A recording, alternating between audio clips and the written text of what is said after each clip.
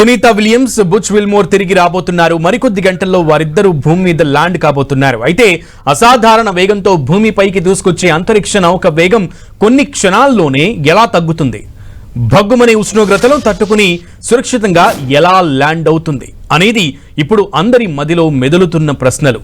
అంతరిక్ష నౌక వేగం తగ్గే ప్రక్రియను అట్మాస్ఫియర్ అలాగే రీఎంట్రీ అని పిలుస్తారు. ఇది అంతరిక్ష ప్రయాణంలోని అత్యంత ప్రమాదకరమైన దశల్లో ఇది ఒకటిగా పేర్కొంటారు. అదే అట్మాస్ఫిరిక్.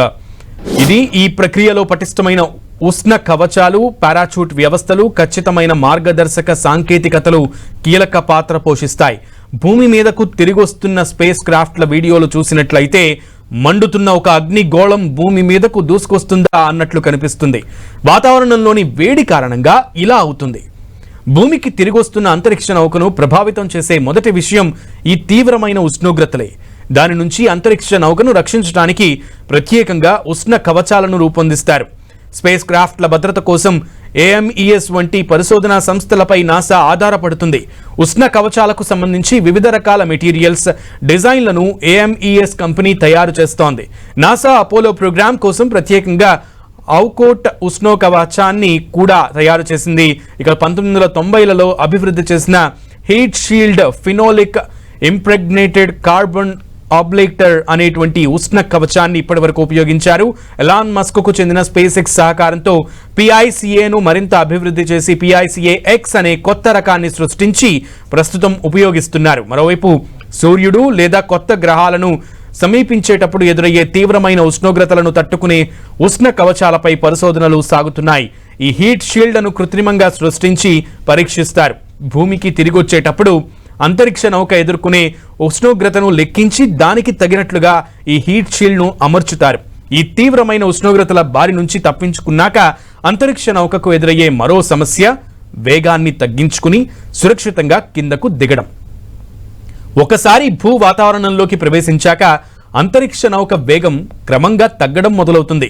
గాలి నిరోధకత కారణంగా ఇలా జరుగుతుంది. గాలిలో ప్రయాణించే వస్తువును నిరోధించే శక్తిని గాలి నిరోధకత అంటారు. ముఖ్యంగా ఒక స్పేస్ క్రాఫ్ట్ భూమి నుంచి 10 కిలోమీటర్ల నుంచి 50 కిలోమీటర్ల ఎత్తులో ప్రయాణించినప్పుడు దాని వేగం గణనీయంగా తగ్గుతుంది. ఈ విధంగా ఒక అంతరిక్ష నౌక వేగం గంటకు 39,000 కిలోమీటర్ల నుంచి 800 కిలోమీటర్ల వేగానికి నిమిషాల వ్యవధిలోనే పడిపోతుంది. అయితే గంటకు 800 కిలోమీటర్ల వేగంతో ప్రయాణించడం కూడా ల్యాండింగ్కు అనుకూలం కాదు. అందుకే అంతరిక్ష నౌక భూమిని సమీపిస్తున్న కొద్దీ దాని వేగాన్ని తగ్గించడానికి వివిధ దశల్లో పారాచూట్లను ఏర్పాటు చేస్తారు. స్పేస్ క్రాఫ్ట్ భూమికి 10.5 కిలోమీటర్ల నుంచి 9.5 కిలోమీటర్ల ఎత్తులోకి చేరుకోగానే తొలి దశ పారాచూట్లు తెరుచుకుంటాయి. దీంతో దాని వేగం గంటకు 828 కిలోమీటర్ల నుంచి 360 కిలోమీటర్లకు తగ్గుతుంది. తర్వాత ఇది 8 కిలోమీటర్ల నుంచి 7.5 కిలోమీటర్ల ఎత్తుకు రాగానే తదుపరి దశ పారాచూట్లు తెరుచుకుంటాయి. దీంతో స్పేస్ క్రాఫ్ట్ వేగం గంటకు 25 కిలోమీటర్లకు పడిపోతుంది. చివరగా చిన్న రాకెట్లను ఉపయోగించి అంతరిక్ష నౌక వేగాన్ని గంటకు 2 నుంచి 1.5 కిలోమీటర్లకు తగ్గించి సురక్షితంగా నేలపై దించుతారు. ఈ చిన్న రాకెట్లు అంతరిక్ష నౌకను వ్యతిరేక దశలోకి నెడుతూ వేగాన్ని తగ్గిస్తాయి. స్పేస్ క్రాఫ్ట్ లేదా దాని క్యాప్సూల్ను సముద్రంలో దించడాన్ని సురక్షితమైన మార్గంగా భావిస్తారు. కానీ అంతరిక్ష నౌకను ఒక ఖచ్చితమైన ప్రదేశంలో దించడానికి వాతావరణ పరిస్థితులు, సముద్రపు ఆటుపోట్లు, అంతరిక్ష నౌక గతి స్థితులను అంచనా వేయాలి. ఇక ఇది అత్యంత క్లిష్టమైన పని.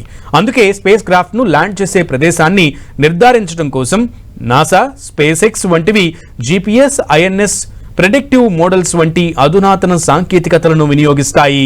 చివరి దశల్లో ఇందులోనూ మార్పులు జరగవచ్చు.